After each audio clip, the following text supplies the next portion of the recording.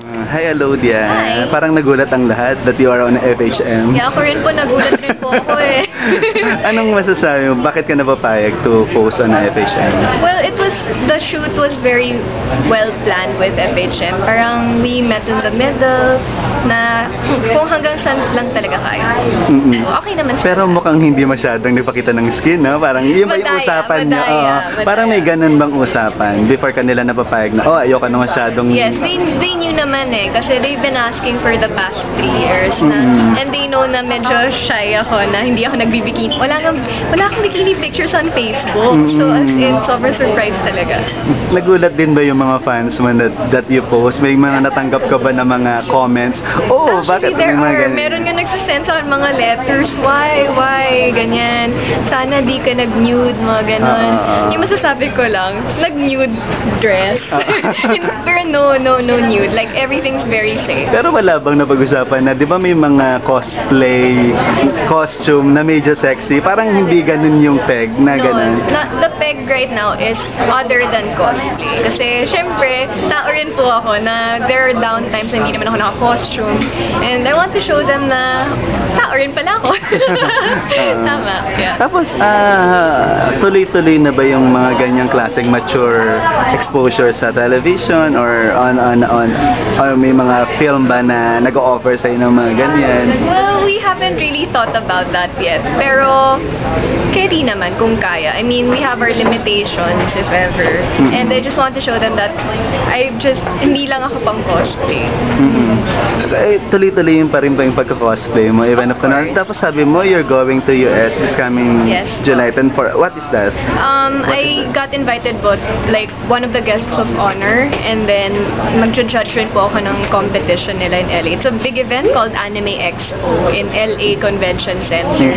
So, sobrang very prestigious event, and I'm actually happy to be there. Kaso nga lang talaga nag-divide yung time kasi kasabay ng FHM. So, hopefully next year dito naman. Parang nahinto yung pag-hosting mo, di ba? Before with With Luis. Oo, Luis. Ngayon parang, kamusta? Wala bang mga offer na Actually, right hosting? now, I have a show every day on Animax, so we host that channel.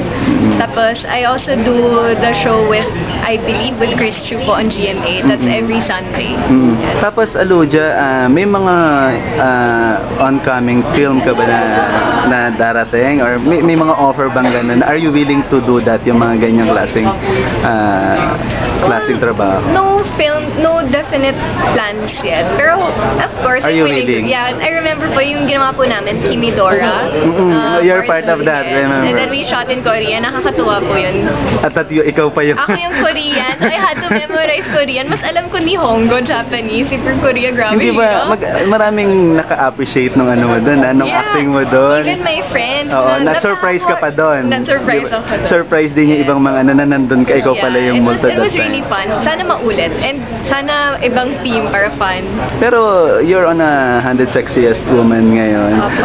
Hindi ka ba, kumbaga pag may magandang offer ba sa'yo, big opportunity to have an indie film or a movie that go for even a little sexy, will you go for that?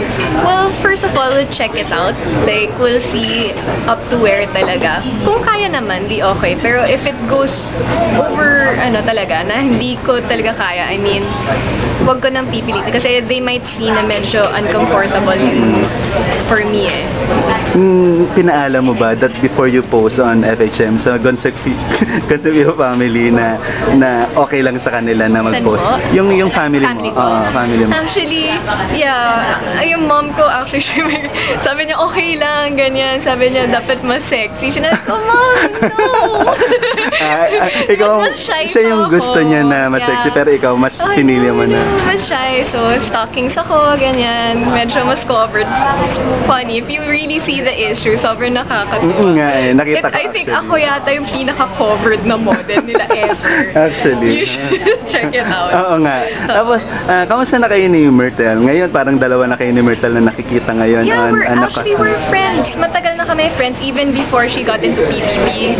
Like, dati nag-Christmas party kami, near our house, and then sumasali siya sa mga competitions na ino-organize namin. So I'm so happy na sobrang naging successful din siya, na may potentials like other cosplayers who want to get into it. So nakakatuwa. Tanay ko na rin yung tinanong ko sa ibang girls. Are you, kumbaga yung iyong pananaw tungkol sa same-sex marriage, kamusta? Kumbaga, are you go for that or not go for it? Well, for me naman, I don't want to say it's na hindi or what's right or what's wrong, but I'm a supporter of like walang bias. I mean, if they really truly love each other, parang why not? Kasi yun yung kasayahan nila eh. I mean, it's not right naman to judge people, diba? So, Thank you. Thank you.